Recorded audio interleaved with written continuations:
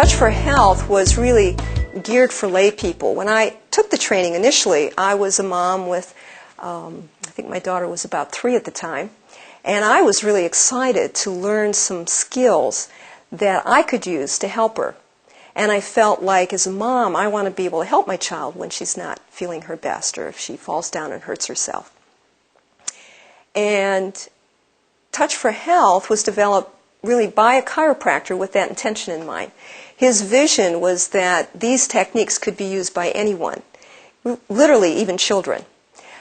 It came from a system, Touch for Health really developed out of a system known as applied kinesiology.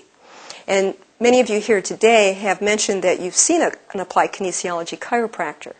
Applied kinesiology was developed back in the 1960s by Dr. George Goodhart. He was a chiropractor who just really by chance, by coincidence, was using manual muscle testing as a way of assessing. He would be testing a muscle, find it weak, and then occasionally he found that if he rubbed some tender points on the patient, he'd go back and the muscle would be strong. And after this happened a couple times, he paid attention and he said, this is really curious. So he started researching the different muscles and different points and reflexes in the body. And he was able to correlate actually a system of reflexes that pre-existed called Chapman's reflexes, which was developed back in the 1930s by Frank Chapman, with specific muscles. He also was able to correlate some very light touch points on the head that were known as Bennett reflexes that he renamed neurovascular reflexes in his system.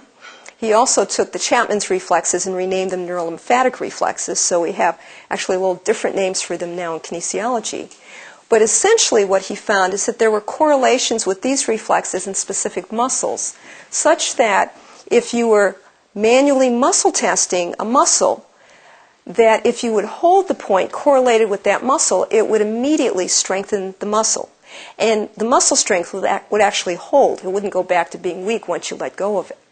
So he started bringing together this body of information.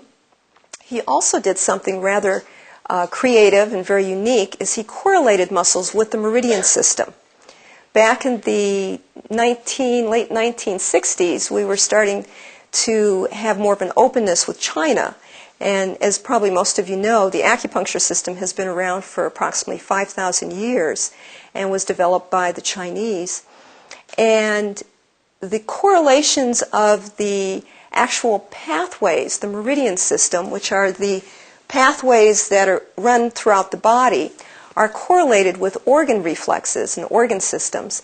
But he found that there was also an association with muscles, such that if there was a blockage in the flow of the meridian energy, it would affect subsequently the strength of the muscle.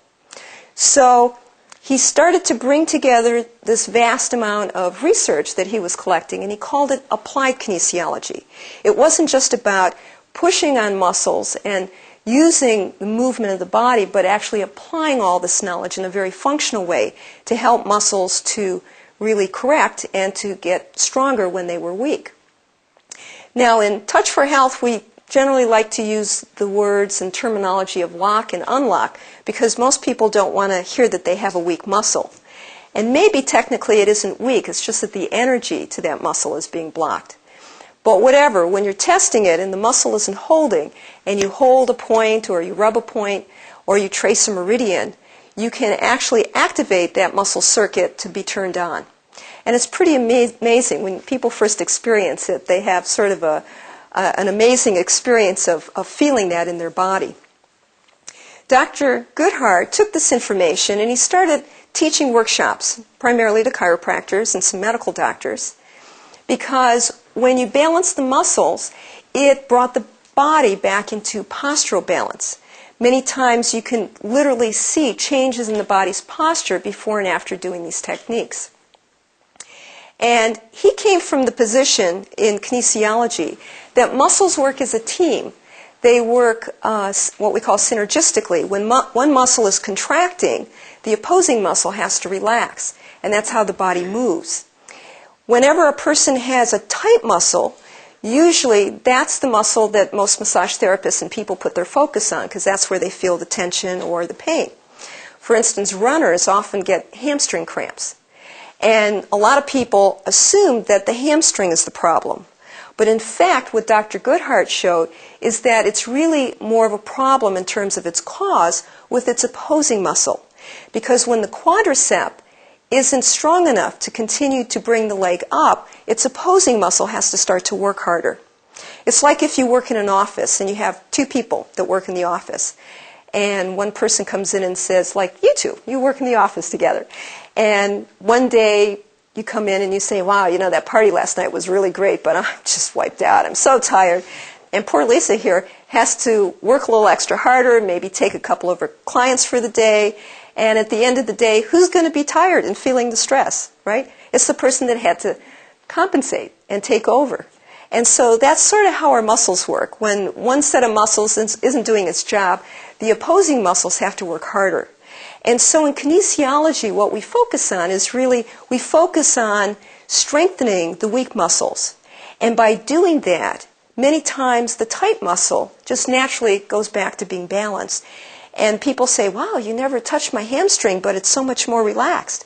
Whereas all we did was strengthen the quadriceps. So that's what we call the opposing muscle theory in kinesiology. We look at what is the opposing muscle and strengthen that. And that many times will bring the body back into balance.